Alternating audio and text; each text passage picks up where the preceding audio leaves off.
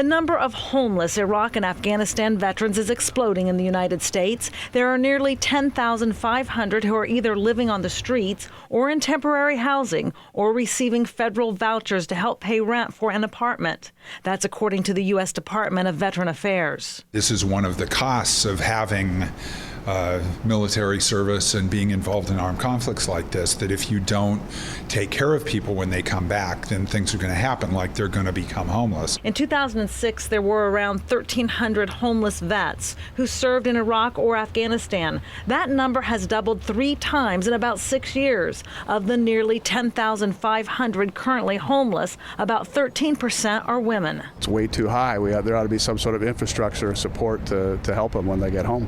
The Veterans Administration blames the rise on a number of factors, including a poor economy, but also on the current nature of these wars, where many soldiers serve multiple deployments and suffer psychologically from what they've seen and experienced. Steve Berg of the National Alliance to End Homelessness says soldiers experiencing post-traumatic stress or suffering from brain injuries are quite challenged in many areas coming home from war. These really are disabilities that have serious effects on people's abilities to hold down a job, to interact with family members, to deal with people like landlords in business kinds of transactions, and they all contribute to homelessness. Americans paying respect to fallen soldiers at the Vietnam Veterans Memorial were astounded by the high number of vets who served in Iraq and Afghanistan who are now homeless. Just bring them all back.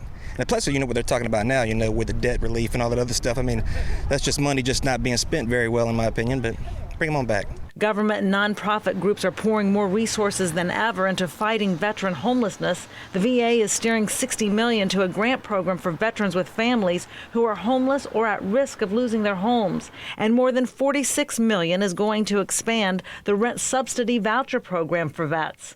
There are more than 2,400 nonprofit organizations across the country helping homeless vets. Rhonda Pence, Press TV, Washington.